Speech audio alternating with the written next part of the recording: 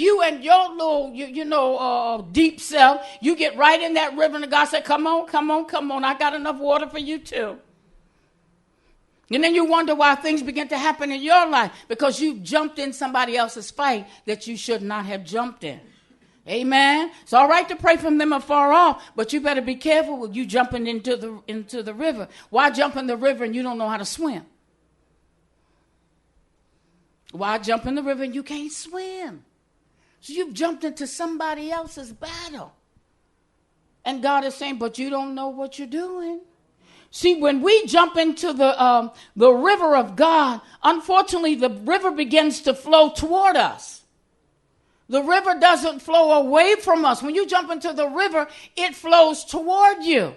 So because it's flowing toward you, you cannot get on the other side. Does this make sense?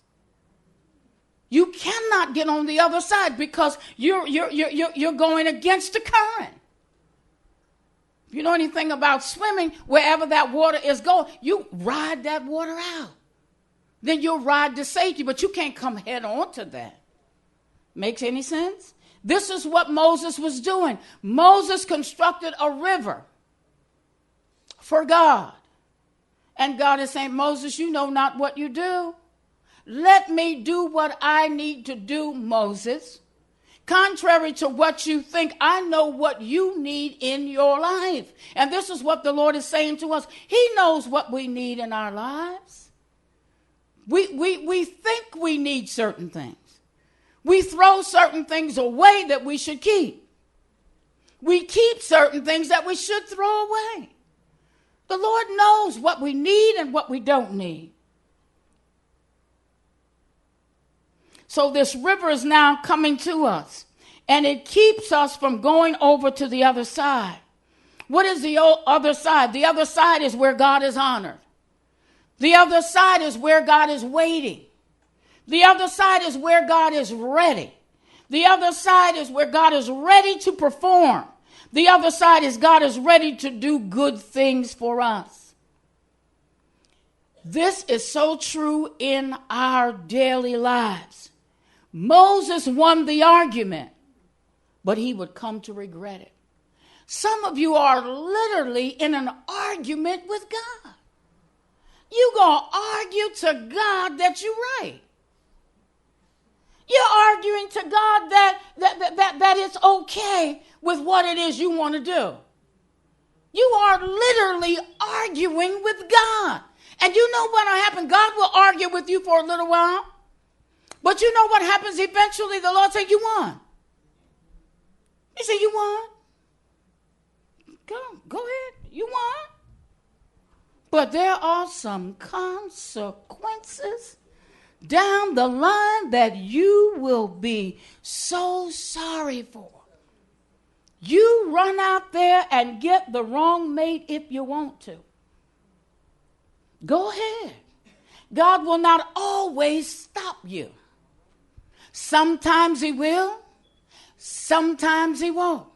It may depend on whether you're chosen at that time or whether you're called at that time or carnal. I don't know. But he won't always put a stop sign up.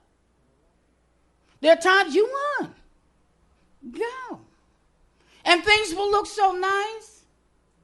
Wedding goes on. Things nice, good jobs. Buy the home. White picket fence. Have the boy first, then the girl. Everything is wonderful. And then the consequences. Consequences. I say this all the time. I pray that some of you will grab a hold of it. You don't want to fool around and get the wrong mate. Because in all actuality, we don't know what's on the inside of an individual. You just think you know. You don't even know how they're wired up unless you in God and they in God, and then he don't always tell you everything. But we get so needy. I need somebody. You can be in the bed with 3 people and still be by yourself. You still don't have nobody. It's just a body. It's just a body. And I say it all the time. You better do some checks on these folk. You better really do some checks on these people that you've fallen madly. A lot of them are dysfunctional. AD, ADD, ADDDD. Just as off as they can be. You don't know anything about them. You don't know nothing about their family. They have family of serial killers. You don't know. You haven't taken the time to check. Check their employment record. Where do they work? Where did they last work? How did they leave that job? What did they really make? Not what they tell you. Tell you I made $25 an hour. Show it to me. Show it to me. Do they have a banking account? Do they save? Do they believe in mutual funds and stocks and bonds? What? What? I ain't getting nobody my money. What are their education? 6th grade? Nothing wrong with 6th grade, because there's some people from the 6th grade got more sense than people with a PhD. But you need to know this.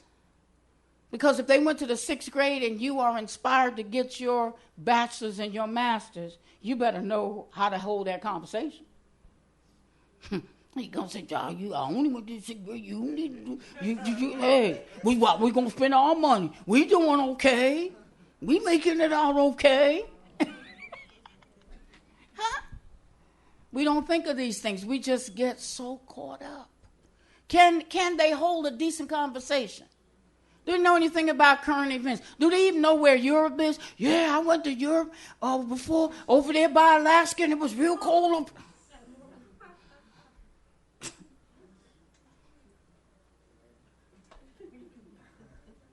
We need to know. We need to know. You need to know if you've been involved with someone that's from an abusive relationship before. They're very paranoid. Be walking up behind me. I mean, you better not raise your voice. What you say? Huh? There's the machete. I'm just trying to tell y'all some things. And above all, remember, you can't make nobody love you. You cannot make anybody love you. You can be with them 50 years, and they still don't love you. Still don't love you. And will tell you, I don't love you. I don't love you. I don't know how this happened. What? You don't know how this happened. Because the pain that you experience is a pain like none other. And a lot of us